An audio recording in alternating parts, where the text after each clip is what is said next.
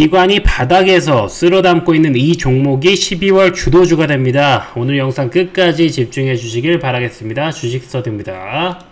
자, 오늘은 기관 투자자 수급 빅데이터 분석을 같이 해볼 겁니다. 영상이 좀 어려울 수도 있으니까 저 종목이 많이 나올 거니까 꼭 집중을 해주시면 좋을 것 같고요.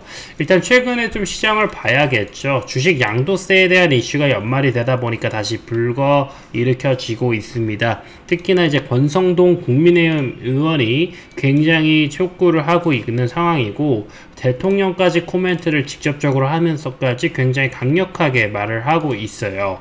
현재 정부가 주식 양도세 과세 대상인 대주주를 기존 현행 10억 원에서 30억 원으로 올리는 방안을 검토 중인데, 현재 여당에서도 이를 신속 추진할 것으로 촉구하고 있습니다.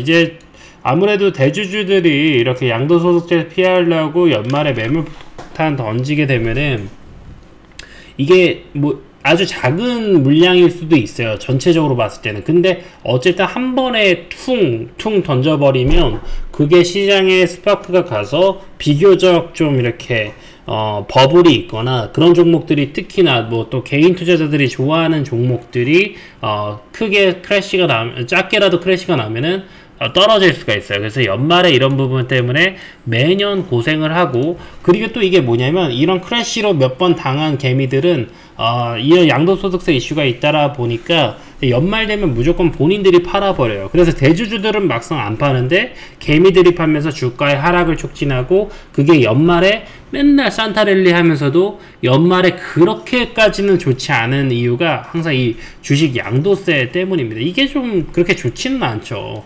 어떤 기간이나 포인트가 딱 정해져 있어가지고, 이게 이런 충격들이 만약에 연중에 1년 내내 녹이던지, 뭐 이렇게 대주주를 갖고 있던 기간을 뭐 1년 동안이라고 보던지, 차라리 그게 절대적으로 이렇게 12월 31일을 기준으로 하지 않고 뭐 그런 방법이 있다면 좋을 텐데, 이런 충격을 일시적으로 줘버리면 당연히 타격이 올 수밖에 없겠죠.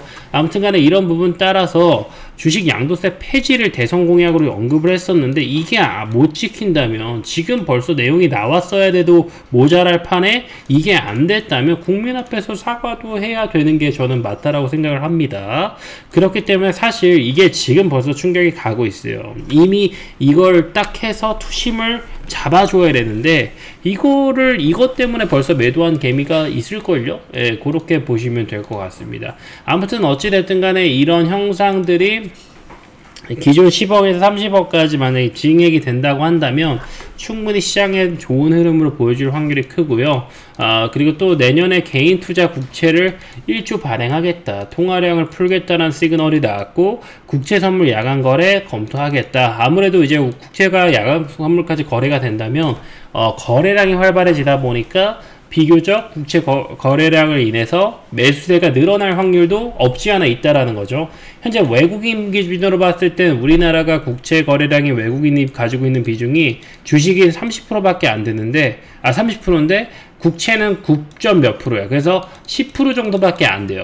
그러니까 외국인들도 국채 거래량이 만약 야간에도 활발하면 그들 기준에서는 한국 국채 거래량이 야간 거래가 주간 거래다 보니까 훨씬 더 많이 거래해 줄 수 있고, 그렇게 되면 우리나라 금리를 내릴 수도 있는 요인이 될 수도 있다라는 겁니다. 추가적으로 1조 원 시장 국채 유동성 풀릴 수 있다라는 또 좋은 시그널들이 나오고 있고요. 글로벌 스탠다드에 맞는 투자 환경, 외국인 국채 투자 비과세 시행했고, 외국인 투자자 등록제 오늘부터 폐지입니다. 이게 굉장히 큰 호재예요. 이게 금융실명제의 특징인데, 굉장히 매매나 투자에 껄끄럽게 하고 힘들게 하면은 들어올 물량 당연히 안 들어옵니다. 우리나라 기준으로도 그런데 외국인 투자자 등록제 같은 게 있어가지고, 뭘 그렇게 외국인들 입장에서는 그렇게 힘들게 너네들이 그렇게까지 메리트가 있어? 하고 안 해버려요. 우리나라 통화량으로 봤을 때 전 세계 경제 규모의 1%도 될까 말까 하는 수준이거든요. 그렇기 때문에 이게 이런 것까지 들어오게 되면 우리나라 투자할 이유가 전혀 없는데도 불구하고 그래도 좋은 기업 많고 전망 좋은 기업 많으니까 투자하는 건데, 이런 거 해제했으니까 외국인들의 추가 수급도 한번 기대해 볼 수 있는 환경이 될 것 같다. 또 이렇게 두 세션으로 진행됐는데, 여기서 또 기준금리에 대한 내용이 나왔어요. 그래서 기준금리 인하 시점으로 시장이 바뀌고 있다라는 그런 스탠스를 좀 인지를 하고 있고, 주요국 중앙은행이 내년 중 기준금리 인하 시작하고 국내 국채금리도 대체로 안정적 흐름 보일 것이라고 전망하고 있고, 주요국 통화 정책과 속도 관련해서 불확실성, 그리고 미국 국채 수급 여건, 뭐 이게 안 좋은 부분들도 있지만 비교적으로 대체적으로 안정적인 흐름 보이면서 기준금리 인하까지 나오겠다라는 그런 시장의 좋은 시그널도 계속 나오고 있습니다. 한국은 이제 대세적인 흐름에 따라서 내년 3분기에 1% 이상 감소할 가능성이 굉장히 높아지고 있는 상황이고요. 뭐 블룸버그 쪽에서 그렇게 냈고, 아마 이런 시간들은 더 빨라질 확률이 크다라고 보고 있습니다. 자, 오늘은 어떤 종목을 분석을 할 거냐? 오늘은 그래서 이 12월 기간 동안의 기관의 순매수를 빅데이터 분석을 할 거고요. 기관이 이 12월에 어떻게 보면 좀 변동성이 있는 장에서 매수를 해준다면은 조금 더 기대해 볼 수 있는 요지가 있다라고 생각이 들고, 또 보시면은 3개월간 빠졌다가 지난달에는 크게 반등을 해줬고, 이제 또 다시 흐름상 또 상승 전환을 해줄 흐름이고, 이런 자리에서 만약에 기관이 12월간 열심히 매집한 종목이 있다라고 한다면, 또 그런 종목이 앞으로 12월 연말까지 주도주될 확률이 굉장히 높고, 당연히 내년의 방향성까지 잡아줄 확률이 높기 때문에 오늘 준비했습니다. 두 가지 포인트 보시면 되는데요. 여기 있는 순매수 금액, 그리고 순매수 대비해서 거래량 대비해서 순매수 비율입니다. 그래서 순매수 비율 금액이 절대량이 높으면 당연히 의미 있는 수치고요. 이 순매수라는 거는 매수 빼기 매도했을 때 남아있는 플러스 금액이 순매수 금액이고, 순매수 거래량이 어느 정도 형성이 됐는데 그 거래량 대비해서 기관이 참여한 비중이 높다라고 한다면, 현재 이런 정책이나 이런 내용들은 외국인들보다도 기관이 현재 데이터나 그런 정보의 수급이나 우리나라에 대한 내용은 더 많이 알고 있을 확률이 아무래도 큽니다. 그렇기 때문에 그런 기관들이 매수해줬다라고 한다면, 이런 뭐 기준금리 인하라든지 뭐 국채 유동성이라든지 이런 부분에 힘입어서 또 수혜 볼 수 있는 종목들, 혹은 정책 수혜를 볼 수 있는 종목들, 아무래도 비중이 높을 수 있다라고 생각이 들고, 그런 종목을 여러분들 같이 유의미한 시그널과 함께 비교적 저점에서 기관이랑 같이 들어간다면 좋은 수익 낼 수 있다라고 생각을 합니다. 종목이 많으니까 전반적으로 한번 볼게요. 종목에 대한 내용보다는 수급과 데이터 차트 위주로만 보도록 하겠습니다. 셀트리온은 현재 셀트리온 합병 이슈가 있어서, 제약이랑 그 헬스케어 합병 이슈가 있어서 새롭게 좀 클 수 있고, 내부자 거래가 많아서 뭐 이슈가 나쁜 이슈가 되기도 하지만 비교적 그룹사의 시너지가 탄탄하고 시너지가 잘 그동안 오랜 기간 났다라고 볼 수 있는데, 최근에 크게 반등을 해주고 있어요. 거래량도 붙고 있고 고점을 돌파하면서 아무래도 좋은 흐름 쪽으로 이어가고 있고, 현재 순매수 대금이 760억 순매수입니다. 이렇게 사이즈 큰 애들은 기관이 13% 매수가 들어오긴 했지만, 요런 애들은 뭐 1%든 2%든 사실 이렇게 유의미하게 만들기가 힘들어요. 어쨌든 이게 원사이드하게 가기가 힘들거든요. 시총 자체가 크다 보니까. 그래서 규모의 경제상 제로로 수렴할 수밖에 없는 이런 시총 큰 애들이 이렇게 760억 정도 원사이드하게 나와줬다라는 것은, 이제 기관은 어쨌든 셀트리온의 상승 흐름을 더 높게 점치고 있다라고 볼 수 있습니다. 네이버도 마찬가지예요. 주봉으로 보시면 오랜 기간 하락 추세를 뒤집고 박스권 매물대를 만들면서 이제 반등의 흐름, 이제 저가 매수의 메리트가 많이 부각이 되고 있기 때문에 기관이 현재 650억 순매수하면서 비중상으로 치면 6% 정도입니다.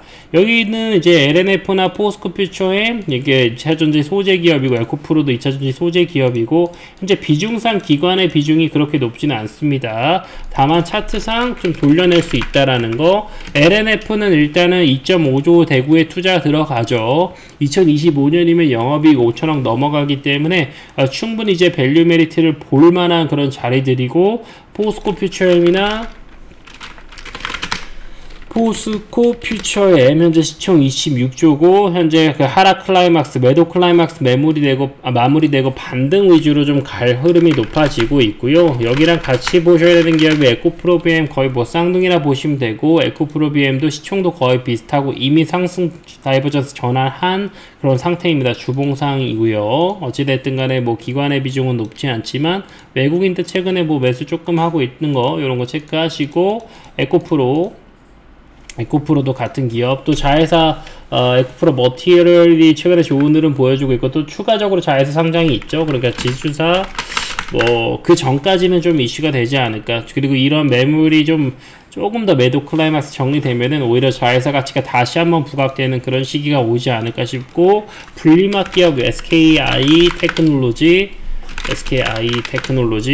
여기도 마찬가지로 거의 비슷한 흐름이라 보시면 되고, 분리막 기업은 여기 WCP도 있습니다. 여기 보시면 비교적 분리막 기업이 기관의 관여도가 높은 상황이라고 할 수 있어요. 그래서 최근에 미국 IRA 보조금 관련해서 중국 기업들 전부 다 제재하겠다, 중국 지분 25%만 들어가도 제재하겠다, 이런 내용 나오면서 한국 기업들이 부각받고 있는 상황이고, 한국 기업들이 보조금을 받게 되면은 중국 기업 대비해서 메리트가 있기 때문에 그런 장점이 있습니다. 그렇기 때문에 기관이 매수하는 것 같고요. 현대로템은 철도나 방산이나 모두 좋은 흐름이고, 현재 시총 3조 대비해서 내년에 이제 영업이익 4천억 정도 밸류가 나오기 때문에 밸류상도 메리트가 있고, 저점에서 기관들이 그래서 담고 있는 것 같습니다. 카카오 플랫폼 기업이죠. 네이버 같이 해서 바스켓맨스 들어가는 것 같고, 오너 리스크 있지만 비교적 저점이 충분히 메리트 있다라고 기관은 판단하고 있는 것 같고, 한 7% 정도 관여를 했습니다. 12월 기준으로요.